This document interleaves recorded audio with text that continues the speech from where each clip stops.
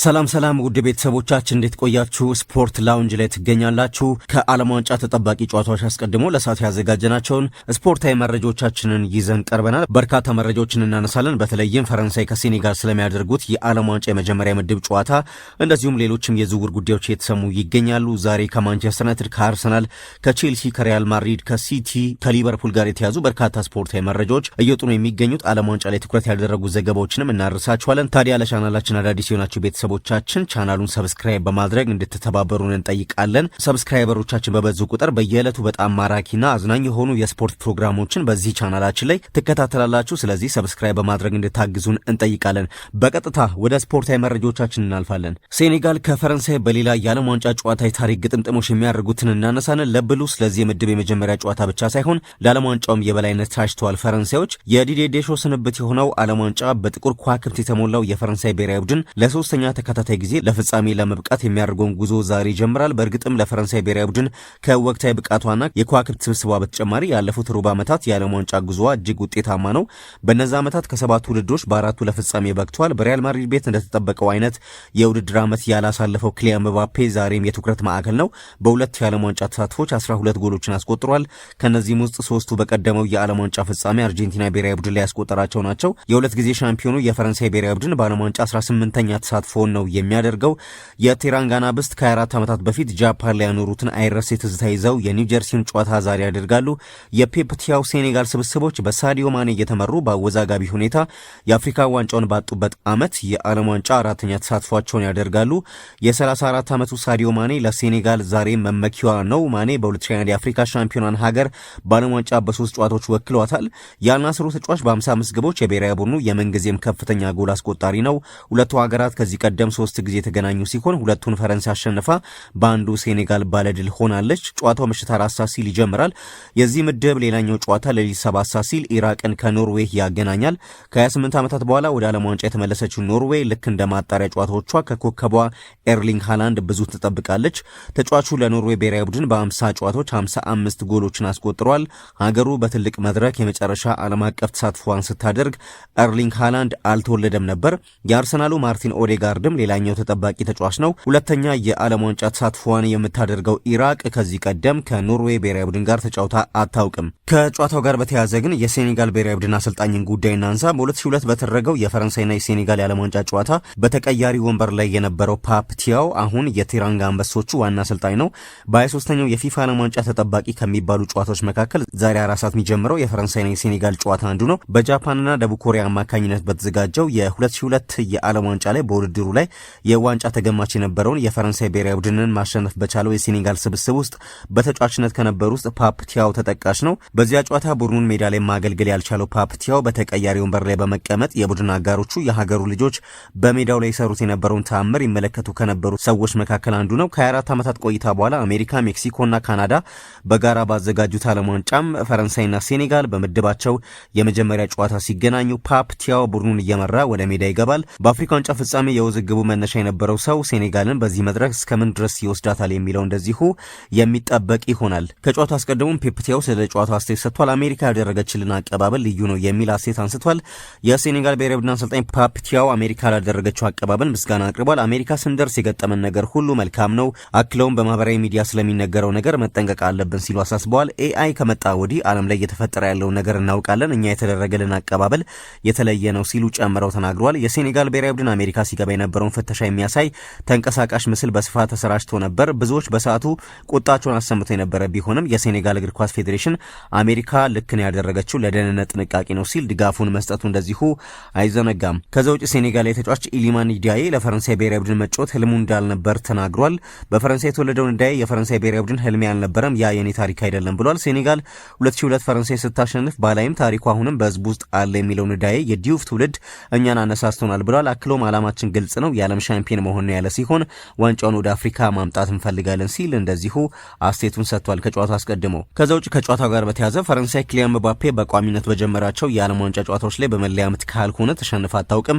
በዚህ ጊዜ ውስጥም ከመለያ ምት በፊት የተሸነፉት ብቸኛ ጨዋታ በቱኒዚያ 1-0 ሲሆን በዚያ ጨዋታ ላይ ምባፔ ዘግይቶ በቅያሪ ነበር የገባው። የፈረንሳይ ብሔራዊ ቡድን አሰልጣኝ ዲዲዬ ዴሾ ማስተያየታቸውን ሰጥቷል። ፈረንሳይ ባላት ስብስብ ምክንያት የውድድሩ አሸናፊነት ቅድመ ግምት ካገኙ ቡድኖች መካከል ትቀመጣለች። ብሔራዊ ቡድኑ በውድድሩ ምርጡን የመጀመሪያ አስተላለፍ የያዘ ቡድን ስለመሆኑ ብዙዎች ይከራከራሉ።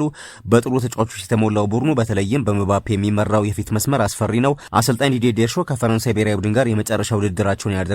አሰልጣኙ እነዚህን ከዋክብት አጣምሮ ስኬታማ መሆን የመጨረሻ ተልዕኳቸው ነው።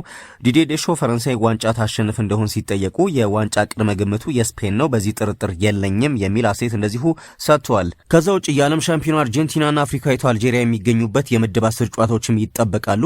የወቅቱ የዓለም ሻምፒዮን አርጀንቲና፣ አልጄሪያ፣ ኦስትሪያና ለመጀመሪያ ጊዜ ለዓለም ዋንጫ የበቃችው ዮርዳኖስ የሚገኙበት ይህ ምድብ ከፍተኛ ፉክክር የሚታይበትና በዓለም ዙሪያ ያሉ እግር ኳስ አፍቃሪያንን ትኩረት የሳበ ሆኗል። የምድቡ የመክፈቻ ጨዋታ የወቅቱ ባለክብር አርጀንቲናን ከአፍሪካዊቷ አልጄሪያ ጋር የሚያገናኝ ሲሆን ጨዋታው በታሪክ ለ6ኛ ጊዜ በዓለም ዋንጫ መድረክ ላይ በመሳተፍ አዲስ አስደናቂ ታሪክ በሚጽፈው ሊዮኔል ሜሲ የምትመራው አርጀንቲናን ስብስብ ዋንጫውን ለማስጠበቅ የሚያደርገውን ጉዞ የሚጀምርበት በመሆኑ በከፍተኛ ጉጉት ይጠበቃል። የጨዋታ ሌሊት 10 ሰዓት ላይ ጅማሩን የሚያደርግ ሲሆን እንደ ላውታሮ ማርቲኔዝና ኢንዞ ፈርናንዴዝ ያሉ ቁልፍ ተጫዋቾች ያካተተችው አርጀንቲና ተከታታይ የዓለም ዋንጫ ስኬቷን ለማግኘት ከፍተኛ ግምት አግኝታለች።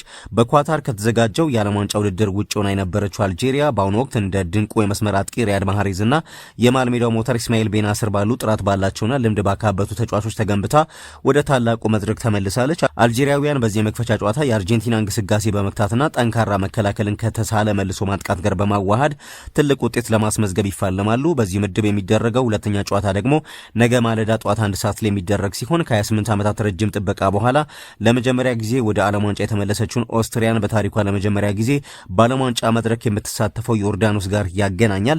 በአሰልጣኝ ራልፍ ራኒክ የምትመራው እንደ ማርሴል ሳቢዘር ያሉ ቁልፍ ተጫዋቾችን የያዘችው ኦስትሪያ በልምዷ የተሻለች ብትሆንም በፈረንሳዩ ሬንስ ድንቅ ብቃቱን እያሳየ በሚገኘው የፊት መስመር ኮከቧ ሙሳ አልታማሪ የምትመራው ዮርዳኖስ በወርቃማው ትውልዷ አስደናቂ ታሪክ ለመጻፍ ወደ ሜዳ ትገባለች። ታላላቆቹ ሀገራት የበላይነታቸውን ለማስጠበቅ በሚያደርጉት ጥረትና አነስተኛ ግምት የተሰጣቸው ቡድኖች ታሪካቸውን ለመቀየር በሚያደርጉት ትንቅንቅ በምድቡ የሚታየው ፉክክር እጅግ ተጠባቂ እንደሚሆን እንደዚሁ እየተጠበቀ ይገኛል። ሌሎች ጉዳዮችን ደግሞ እናንሳ። ደቡብ ኮሪያ ከሀገሪቱ ሚዲያዎች ጋር ግንኙነቷን ማቋረጧ ተነገረ። በደቡብ ኮሪያ ብሔራዊ ቡድንና የሀገሪቱ መገናኛ ብዙሃን መካከል አለመግባባት መፈጠሩ ተገልጿል።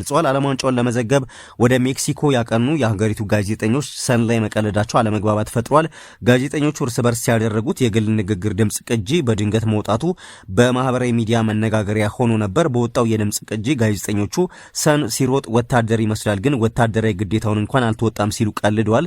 ከቅጁ መውጣት በኋላ ሰን ህንግሚንና ብሔራዊ ቡድኑ የሀገሪቱ ሚዲያዎች ላይ ተቃውሞ አድርገዋል። ተጫዋቾቹ ከመጀመሪያው ጨዋታው በኋላ ለጋዜጠኞች አስተያየት ያልሰጡ ሲሆን ፌዴሬሽኑም የግል ጋዜጣዊ መግለጫዎችን ሰርዟል። በሜክሲኮ የሚገኙ የሀገሪቱ ጋዜጠኞች ቡድን መሪ በዚህ ምክንያት ኃላፊነቱን የለቀቀ ሲሆን አዲሱ ቡድን መሪ በበኩሉ ሰን ህንግሚን በይፋ ይቅርታ ጠይቋል። ሰን ህንግሚን ይቅርታውን መቀበሉን ቢገልጽም ብሔራዊ ቡድኑ ከሀገሪቱ መገናኛ ብዙሃን ጋር ግንኙነቱን እስካሁን ማቋረጡ ነው የተገለጸው። ከዛ ውጭ በዓለም ዋንጫው በጣም አስደናቂ እንቅስቃሴ ያሳየው ሰመርቪል ወደ ማንቸስተር ዩናይትድ ያመራል የሚሉ ሪፖርቶች እየወጡ ነው የሚገኙት። ኔዘርላንዳዊ የፊት መስመር ተጫዋች ሰመርቪል በዓለም ዋንጫው ጥሩ ነገር እያሳዩ ከሚገኙ ተጫዋቾች መካከል አንዱ ነው። ተጫዋቹ ከዌስትሃም ዩናይትድ ጋር ወደ ታችኛው ሊግ ቢወርድም አቋሙ ላይ ተጽዕኖ አላሳደረበትም። ይህ ተጫዋች ከዛ በተጨማሪ ማንቸስተር ዩናይትድ ተጫዋቹን ለማስፈረም በቅርበት እየተከታተለ የሚገኝ ክለብ መሆኑ ተገልጿል። ዩናይትድ ስለ ተጫዋቹ ያጠያየቀ ሲሆን እስከ 50 ሚሊዮን ፓውንድ እንደሚያስወጣ ማወቁም ተዘግቧል። የተጫዋቹ ዝውውር በማርከስ ራሽፎርድ ወደፊት ቆይታ ላይ የተመሰረተ እንደሚሆንም ነው የተነገረው። ራሽፎርድ በማንቸስተር ዩናይትድ የሚቆይ ከሆነ የሰመርቪል ዝውውር ላይሳካ እንደሚችል ተገልጿል። ዩናይትድ በአሁኑ ሰዓት የበለጠ ቅድሚያ የሚሰጡት የመሃል ሜዳውን ማጠናከር ላይ መሆኑ እየተነገረ ነው። በዚህ ምክንያት ማቲያስ ፈርናንዴዝን ከዌስትሃም ለማስፈረም በትኩረት እየሰሩ መሆኑን ዘ አትሌቲክስ ዘግቧል። ዩናይትድ ግን የዌስትሃም ዩናይትዱን ተጫዋች ሰመርቪልን ለማስፈረም ለምን እንቅስቃሴ ጀመረን የሚለውን ስንመለከት ሰመርቪል የክንፍ ተጫዋች ሲሆን ብዙውን ጊዜ በግራ የፊት መስመር ቦታ ተሰልፎ መጫወት ያዘወትራል። ተጫዋቹ በተክለ ሰውነት አጭር ቢሆንም እጅግ ፈጣን ነው። ተጋጣሚ ላይ ስጋት መፍጠር ይችላል። በተለያዩ የሜዳ ክፍሎች የመጫወት ክህሎት ያለው ሰመርቪል የበለጠ ውጤታማ የሆነው ግን በክንፍ በኩል ሲሰለፍ ነበር።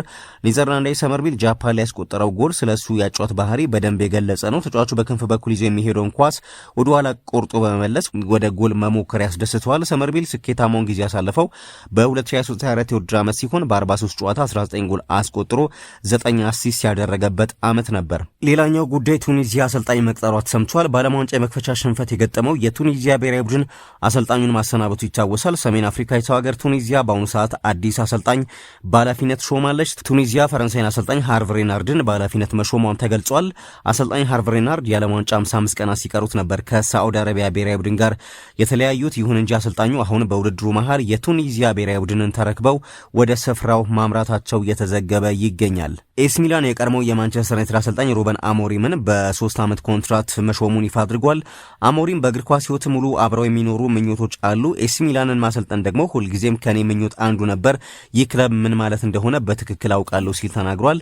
ታሪክ፣ ክብርና በዓለም ዙሪያ የሚገኝ አስደናቂ የደጋፊ መሰረት፣ እነዚህ ቀለሞች ምን እንደሚወክሉ ሙሉ በሙሉ በመረዳት ይህንን ፈተና በኩራትና በጉጉት እቀበለዋለሁ። ስራዬን ለመጀመር መቼም አልቸኩልም የሚል አስተያየት ሩበን አሞሪም ከሹመቱ በኋላ መስጠቱን የተነገረው። የዓለም ዋንጫ አዘጋጅ ፊፋ በውድድሩ ወቅት መገልገያ የሆኑ ነገሮች አርማ እንዳይታይ እያደረገ መሆኑ እየተነገረ ነው የሚገኘው። ፊፋ አርማዎቹን በመሸፈን የካሜራ እይታ እንዳይቀርቡ ማድረጉ ተነግሯል። በጋዜጣዊ መግለጫ መስጫ ቦታ የነበሩ ቅመሞችና ምግቦች አርማም መሸፈኑ መነጋገሪያ ነበር። አሁን ላይ ደግሞ ፊፋ ጀማል ሙሲያላ ሙዚቃ ሲያዳምጥበት የነበረውን ማዳመጫ ሎጎ እንዲያጠፋ ጠይቋል። በዓለም ዋንጫ ወቅት ተጫዋቾች የፊፋ አጋር ያልሆነን ተቋም አርማ መደበቅ ይጠበቅባቸዋል። በተጨማሪም ሌቪ ስታዲየም ጨዋታ በሚደረግበት ወቅት ስታዲየሙ ላይ የነበረውን የሌቪ ተቋም አርማ በጨርቅ እንደዚሁ ፊፋ እንዲሸፈን ማድረጉ እየተሰማ ነው የሚገኘው። የኖርዌይ ጠቅላይ ሚኒስትር ጆናስ ጋሃር ስቶር የብሔራዊ ቡድኑን ስብስብ አግኝተዋል። ጠቅላይ ሚኒስትሩ ከኢራቅ ጨዋታ በፊት የቡድኑ ማረፊያ ድረስ ሄደው ተጫዋቾችን ማበረታታቸው ነው የተነገረው። በስፍራው በሰጡት አስተያየትም በዓለም ዋንጫው ትልቅ ህልም ይኖራችሁ ሲሉ አሳስበዋል። አክለውም እኔ የእግር ኳስ ባለሙያ አይደለሁም፣ ነገር ግን ትልቅ አልሙ፣ ኢራቅን ሄዳችሁ አሸንፉ ብሏቸዋል ተጫዋቾቹ። ከዛ ውጭ ሃላንድም ስለ አሜሪካ አስተያየት ሰጥቷል። የኖርዌይ ብሔራዊ ቡድን አጥቂ የሆነው ኤርሊንግ ሃላንድ አሜሪካ ላደረገችው አቀባበል ምስጋናውን ቸሯል። አሜሪካ እግር ኳስ ጨዋታ ለማድረግ ትክክለኛ ቦታ ነው ሲል ኤርሊንግ ሃላንድ ተናግሯል። የተደረገው አቀባበል አስደናቂ ነው የሚለው ሃላንድ ስታዲየሙ፣ ደጋፊው፣ መሰረተ ልማቱ፣ ሁሉም ነገር ትልቅና አስደናቂ ነው ሲል አስተያየቱን ሰጥቷል። በክለቦች ዓለም ዋንጫ ወቅት ይህንን ሁሉ አይቼዋለሁ ሲል ጨምሮ እንደዚሁ ሀሳቡን ሰጥቷል። የፊፋው ፕሬዚዳንት ጂያኒ ኢንፋንቲኖ የዓለም ዋንጫ ከጀመረ ወዲህ በጣም በርካታ ጨዋታዎች ላይ ተገኝቷል። አሜሪካና ሜክሲኮ የተደረጉት የመክፈቻ ጨዋታዎች ጂያኒ ኢንፋንቲኖ ከተገኙባቸው ጨዋታዎች መካከል ይጠቀሳሉ። ፕሬዚዳንት ጂያኒ ኢንፋንቲኖ በግል ጀት በመጠቀም በቀን 2 ጨዋታዎች ላይ እየተገኙ መሆኑም ተዘግቧል። ጂያኒ ኢንፋንቲኖ የሚጠቀሙበት የግል ጀት በውድድሩ አዘጋጅ ኮሚቴ የሚሸፈን መሆኑ ተሰምቷል። በዓለም ዋንጫ ወቅት ለሀገራት መሪዎችና ዓለም አቀፍ እንግዶች የግል ጀት እንዲቀርብ የፊፋ ደንብ እንደዚሁ የሚያስገድድ ይሆናል። ከዛ ውጭ በትናንትናው ዕለት መነጋገሪያ ስለነበረው የኬፕ ቨርዲው ግብ ጠባቂ ጉዳይ እናንሳ። በዓለም ዋንጫ መድረክ ከስፔን ጋር 0-0 በመለየት ታምራዊ ብቃት ያሳየውና የጨዋታው ኮከብ ተብሎ የተመረጠው የ40 ዓመቱ አንጋፋ ግብ ጠባቂ ጆስሚር ጆዜ ኢቮራ ዲያስ ቮዚኒሃ ታሪክ ነው። ጨዋታው እንደተጠናቀቀ በቡድኑ የደስታ መግለጫ ወቅት በስታዲየሙ መሃል ተንበርክኮ በከፍተኛ ስሜት ማልቀስ ጀመረ። ይህም ባው ግን የደስታ መግለጫ ብቻ ሳይሆን በውስጡ ትልቅ የናፍቆትና የህይወት ውጣ ውረድ ያዘለ ነበር። ቮዚኒሃ በሕፃንነቱ አባቱ በውትድርና እናቱ ደግሞ ለኑሮ ሌት ተቀን በመልፋታቸው ምክንያት በአያቶቹ ፍቅርና እንክብካቤ ነው ያደገው። ያሳዩትን ታላቅ ውለታ ለመዘከርም ትንሿ አያት የሚል ትርጉም ያለውን ቮዚኒሃ የሚለውን ስም በመለያው ላይ አትመው በተለያዩ የአውሮፓ ክለቦች ውስጥ መራር የህይወት ፈተናዎችን አሳልፏል። ነገር ግን ይህንን ታሪካዊ ቀኑን እንዲያዩለት ይመኛቸው የነበሩት አያቱ ከዓመታት በፊት በሞት በመለየታቸው ስኬቱን በአካል ሊያካፍላቸው አለመቻሉ በትልቁ መድረክ ላይ የሀዘን ስሜት ፈጥሮበታል። ከሁሉ በላይ ግን ዓለምን ያስገረመውና ያሳዘነው እናቱን አስቦ ነበር። በትልቁ የዓለም መድረክ ላይ የሀገሩን ስም ሲያስጠራ እናቱ ስታዲየም ተገኝታ በአይኗ እንድታየው ቢፈልግም ለቪዛ ክፍያ ገንዘብ እጥረት በመኖሩ ምክንያት ሳትመጣ ቀርታለች።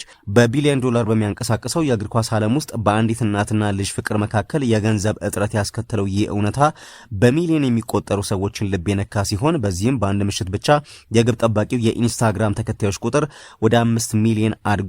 የቮዚኒሃ ታሪክ የሰው ልጅ ምንም ያህል የዝና ማማ ላይ ቢወጣም የህይወቱ መሰረት የሆኑትን ቤተሰቦቹን ማሰብ የነፍስ ትልቁ ሀብት መሆኑን ያሳየ ሕያው ምስክርነት ሲሆን እግር ኳስ ከስፖርት በላይ ለመሆኑ ማረጋገጫ ሆኖ አልፏል። ሌላው አንቶኒዮ ሩዲገር ከሪያል ማድሪድ ጋር ያለውን ውል እስከ 2027 አራዝመዋል። ጀርመናዊ ተከላካይ አንቶኒዮ ሩዲገር ከማድሪድ ጋር ያለውን ስምምነት ለአንድ ተጨማሪ ዓመት በማራዘም በክለቡ እስከ 2027 ለመቆየት መፈራረሙን ክለቡ ይፋ አድርጓል። የ33 ዓመቱ ተከላካይ የቀድሞ ውሉ በዚህ ክረምት የሚጠናቀቅ የነበረ ቢሆንም ማድሪዶች በክለቡ እንዲቆይ ወስነዋል። ሩዲገር እንደ አውሮፓውያን አቆጣጠር በ2022 የስፔኑን ክለብ ከተቀላቀለ በኋላ 182 ጨዋታዎችን ያደረገ ሲሆን አንድ የላሊጋና አንድ የአውሮፓ ቻምፒየንስ ሊግ ዋንጫን ጨምሮ በአጠቃላይ 8 ዋንጫዎችን ማሸነፍ ችሏል። ያለፉትን 2 የውድድር ዓመታት ያለ ዋንጫ ያጠናቀቀው ሪያል ማድሪድ ዘንድሮ ሰፊ መልሶ ግንባታ እያደረገ ነው። ክለቡ ከአልቫሮ አርቤሎ አሰንበት በኋላ ሆዜ ሞሪኒዮን በድጋሚ በአሰልጣኝነት የሾመ ሲሆን በቅርቡም የቼልሲና የስፔን ብሔራዊ ቡድን የግራ መስመር ተከላካይ ማርክ ኩክሪያን በ55 ሚሊዮን ዩሮ ማስፈረሙ እንደዚሁ ይታወሳል። በመጨረሻም በማንቸስተር ዩናይትድ እና በማቲያስ ፈርናንዴዝ ያለውን አዲስ መረጃ እናንሳ። ማንቸስተር ዩናይትድ የዌስትሃም ዩናይትዱን አማካይ ማቲያስ ፈርናንዴዝን ወደ ኦልድ ትራፎርድ ለማምጣት በትኩረት እየሰራ ነው። ከተጫዋች ወኪል ሆርጌ ሜንዴዝ ጋር የሚደረገው ድርድርም በጥሩ ሁኔታ እየሄደ ነው ተብሏል። የቀይ ሰይጣኖቹ አሰልጣኝ ማይክል ካሪክ በክለቡ አማካይ ክፍል ላይ 2 አዳዲስ ተጫዋቾችን ለመጨመር እንደሚፈልግ ይታወቃል። ይህ የ21 ዓመቱ ድንቅ ፖርቹጋላዊ አማካይ ማቲያስ ፈርናንዴዝ ላለፉት ሳምንታት የክለቡ ዋነኛ ኢላማ ነው። ዩናይትድ ከተጫዋቹ ጋር በግል ጥቅማ ጥቅሞችም ተስማምቷል። ምንም አይነት ችግር እስካሁን ድረስ እንደማይገጥማቸው እየተነገረ ሲሆን ይህም ለክለቡ ትልቅ መነቃቃትን ፈጥሯል። ይህ የዌስትሃም ኮከብ በሪያል ማድሪድና በአርሰናል ራዳር ውስጥ ቢገባም ዩናይትድ ከተጫዋቹ ወኪል ጆርጌ ሜንዴዝ ጋር ካለው መልካም ግንኙነት አንጻር ተጫዋቹን የማግኘት እድሉ ሰፊ እንደሆነ እየተነገረ ነው የሚገኘው። ዌስትሃም ለተጫዋቹ 80 ሚሊዮን ፓውንድ እየጠየቀ ቢሆንም ዩናይትድ ይህንን ከፍተኛ ዋጋ ለመክፈል ፍላጎት የለውም። ዩናይትድ ሌሎች አማራጮችንም እያጤነ ነው። የበርንማውዝን አማካይ አሌክስ ስኮትን የማስፈረም ሁኔታዎችን እያጤነ ነው። ስኮት በዚህ ክረምት በ60 ሚሊዮን ፓውንድ ሊገኝ የሚችል ተጫዋች ነው። ፈርናንዴዝ ማንቸስተር ዩናይትድን ለመቀላቀል ፈቃደኛ ቢሆንም ዌስትሃም ተጫዋቹን ፈላጊ ክለቦች የጠየቀውን ዋጋ መክፈል ስለሚከብዳቸው የመሸጫ ዋጋውን መቀነስ እንደሚኖርበት እየተነገረ ነው። ይህ ወጣት ተጫዋች የዩናይትድን የአማካይ ክፍል ለማጠናከር የሚያስችል ብቃት ያለው ሲሆን እሱና ሌሎች ጥራት ያላቸውን ተጫዋቾች ማስፈረም ማንቸስተር ዩናይትድ በሚቀጥለው ውድድር ዓመት ለፕሪሚየር ሊግ ዋንጫ ለመፎካከር የሚያደርገውን ጉዞ በእጅጉ እንደሚያግዘው እንደዚሁ እየተሰማ ይገኛል። ከስፖርት ላውንጅ ለሰዓቱ ያዘጋጀናቸው ስፖርታዊ መረጃዎቻችን እነዚህ ነበሩ። መረጃዎቻችንን ከወደዳችሁ ቤተሰቦቻችን ቻናሉን ሰብስክራይብ ማድረግ አትርሱ። ላይክ እና ሰብስክራይብ በማድረግ አበረታቱን። በየዕለቱ አዳዲስ ስፖርታዊ መረጃዎችን በዚህ ቻናል ታገኛላችሁ። የሰብስክራይበሮቻችን ቁጥር እያደጉ ሲሄዱ ደግሞ በጣም ለየት ያሉ ፕሮግራሞችን በዚህ ቻናል እንሰራለን። ስለምታበረታቱን እጅግ አድርገን እናመሰግናለን። በያላችሁበት ሰናይ ጊዜን ተመኘን።